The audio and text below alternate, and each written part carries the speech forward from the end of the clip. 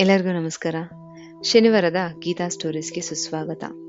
ಇವತ್ತಿನ ಟಾಪಿಕ್ ಬಂದು true love, ನಿಜವಾದ ಪ್ರೀತಿ ಮತ್ತು ಅಟ್ಯಾಚ್ಮೆಂಟ್ ಲವ್. ಇದ್ರ ಬಗ್ಗೆ ನೋಡೋಣ. ಇವತ್ತಿನ ಟಾಪಿಕ್ಗೆ ಹೋಗೋದಕ್ಕಿಂತ ಮುಂಚೆ ನಾ ಆಲ್ರೆಡಿ 5 ವಾರಗಳಿಂದ ಒಂದೊಂದು ವಾರ ಒಂದೊಂದು ಸ್ಟೋರಿನ ಪೋಸ್ಟ್ ಮಾಡ್ತಾ ಬಂದಿದ್ದೀನಿ. ಯಾರ್ಯಾರು ನೋಡಿಲ್ಲ ದಯವಿಟ್ಟು ಹೋಗಿ ಚೆಕ್ ಮಾಡಿ. ಮೊದಲನೇ ವಾರದಲ್ಲಿ ಬಂದು ನಿಮ್ಮನ್ನು ನೀವು ಹೇಗೆ ನಂಬಬೇಕು, 2ನೇ ವಾರದಲ್ಲಿ ಬಂದು ನಿಮ್ಮ ಪ್ರಯತ್ನದ ಮೇಲೆ ನೀವು ಫೋಕಸ್ ಮಾಡಬೇಕು, ರಿಸಲ್ಟ್ ಮೇಲೆ ಅಲ್ಲ. 2ನೇ ವಾರ ಬಂದು 3ನೇ ವಾರ ಬಂದು ನಿಮ್ಮ ಮೈಂಡ್ನ ಯಾವ ಥರ ಕಾಮಾಗಿ ಇಟ್ಕೋಬೇಕು. 4ನೇ ವಾರದಲ್ಲಿ ಎಕ್ಸ್ಪೆಕ್ಟೇಷನ್ಸ್ನ ಹೇಗೆ ರೆಡ್ಯೂಸ್ ಮಾಡ್ಕೋಬೇಕು. ಹಾಗೆ 5ನೇ ವಾರದಲ್ಲಿ ಕೋಪ ಪೀಸ್ನ ಡಿಸ್ಟ್ರಾಯ್ ಮಾಡುತ್ತೆ. ಸೊ ಇಷ್ಟು ಸ್ಟೋರಿಗಳನ್ನ ನಾನು ಪೋಸ್ಟ್ ಮಾಡ್ತಾ ಬಂದಿದ್ದೀನಿ. ಸೊ ದಯವಿಟ್ಟು ಯಾರ್ಯಾರು ನೋಡಿಲ್ಲ ಹೋಗಿ ಚೆಕ್ ಮಾಡಿ. ಇವತ್ತಿನ ಸ್ಟೋರಿನ ಶುರು ಮಾಡೋಣ. ಇವತ್ತಿನ ಸ್ಟೋರಿ ಪ್ರಾರಂಭ ಮಾಡೋಕ್ಕಿಂತ ಮುಂಚೆ ನಾವು ಕೃಷ್ಣ ಶ್ಲೋಕದಿಂದ ಪ್ರಾರಂಭ ಮಾಡೋಣ. ಓಂ ಕೃಷ್ಣಾಯ ವಾಸುದೇವಾಯ ಹರಯೇ ಪರಮಾತ್ಮನೇ ಪ್ರಣತಂ ಕ್ಲೇಶನಾಶಾಯ ಗೋವಿಂದಾಯ ನಮೋ ನಮಃ.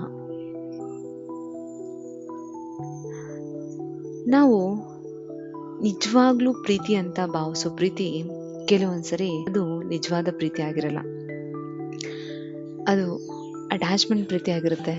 ಹಾಗಿದ್ರೆ ನಿಜವಾದ ಪ್ರೀತಿಗೂ ಮತ್ತು ಅಟ್ಯಾಚ್ಮೆಂಟ್ ಪ್ರೀತಿ ಮಧ್ಯೆ ಇರುವಂಥ ವ್ಯತ್ಯಾಸ ಏನು?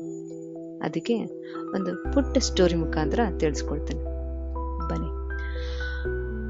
ಒಂದು ಸುಂದರವಾದಂಥ ತೋಟದಲ್ಲಿ ಒಂದು ಚಿಟ್ಟೆ ಇರುತ್ತೆ. ಆ ಚಿಟ್ಟೆ ಪ್ರತಿದಿನ ಒಂದು ಸುಂದರವಾಗಿರೋಂಥ ಹೂವಿನ ಮೇಲೆ ಹೋಗಿ ಕೂತ್ಕೊಂಡಿರುತ್ತೆ.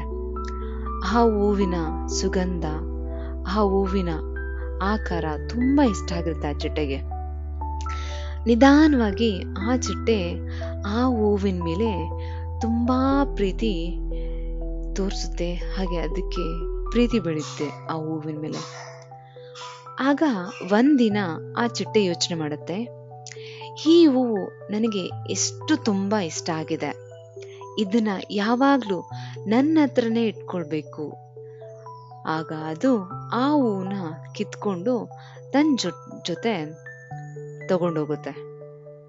ಆದರೆ ಸ್ವಲ್ಪ ಸಮಯದ ನಂತರ ಆ ಹೂವು ಒಣಗೋದಕ್ಕೆ ಶುರುವಾಗುತ್ತೆ, ಹಾಗೆ ಅದರ ಸೌಂದರ್ಯ ಕಡಿಮೆ ಆಗ್ತಾ ಹೋಗುತ್ತೆ, ಹಾಗೆ ಅದರದ್ದು ಸುಗಂಧನೂ ಹೋಗ್ಬಿಟ್ಟಿರುತ್ತೆ.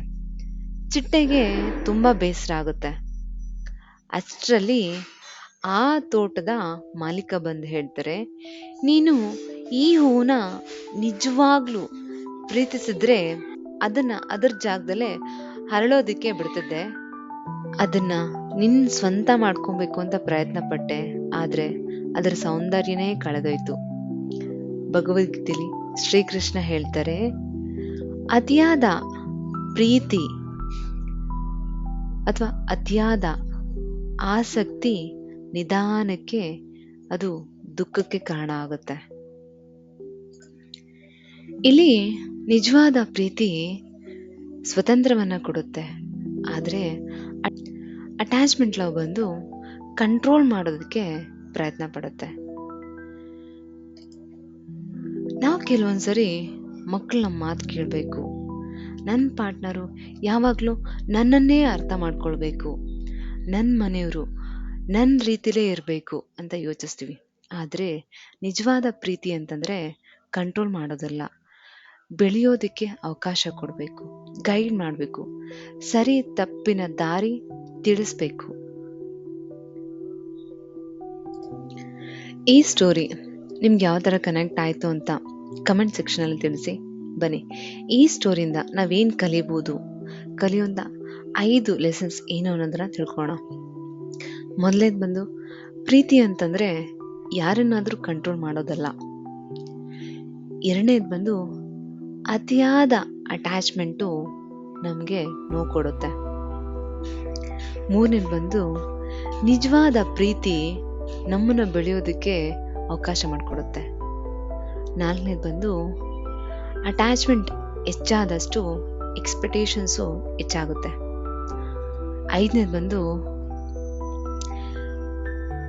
ಹೆಲ್ದಿ ರಿಲೇಶನ್ಶಿಪ್ಸ್ನಲ್ಲಿ ಒಂದು ಸ್ವಲ್ಪ ಸ್ಪೇಸ್ ಬೇಕಾಗಿರುತ್ತೆ.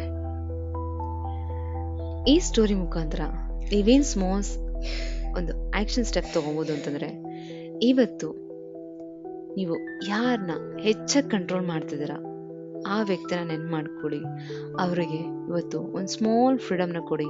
ಈ ಸ್ಟೋರಿ ಕೇಳಿ ನೀವೇನು ಒಂದು ಆ್ಯಕ್ಷನ್ ಸ್ಟೆಪ್ ತೊಗೋಬೋದು ಅಂತಂತಂದರೆ, ಇವತ್ತು ನೀವು ಯಾರನ್ನ ಹೆಚ್ಚಾಗಿ ಕಂಟ್ರೋಲ್ ಮಾಡ್ತಿದ್ದೀರಾ ಅಂತ ವ್ಯಕ್ತಿನ ನೆನ್ಪು ಮಾಡ್ಕೊಳ್ಳಿ. ಹಾಗೆ ಅವ್ರಿಗೆ ಒಂದು ಸ್ಮಾಲ್ ಫ್ರೀಡಮ್ನ ಕೊಡಿ. ಅವ್ರಿಗೆ ಸಜೆಷನ್ಸ್ ಬೇಕಿದ್ರೆ ಸಜೆಷನ್ನ ಕೊಡಿ. ಹಾಗೆ ಪ್ರೆಷರ್ ಮಾಡಕ್ಕೆ ಹೋಗ್ಬಿಡಿ. ಈ ಚಿಟ್ಟೆ ಹೇಗೆ ಹೂವನ್ನ ಪ್ರೀತಿಸಿದ್ರೆ ಅದನ್ನ ಕಿತ್ಕೊಳ್ತಿರ್ಲಿಲ್ಲ, ಅದನ್ನ ಅಲ್ಲೇ ಅರಳೋದಿಕ್ಕೆ ಅವಕಾಶ ಕೊಡ್ತಿತ್ತು. ಅದೇ ನಿಜವಾದ ಪ್ರೀತಿ. ಈ ಸ್ಟೋರಿನ ಇಲ್ಲಿ ತನಕ ಕೇಳೋದಕ್ಕೆ ಎಲ್ಲರಿಗೂ ಧನ್ಯವಾದಗಳು.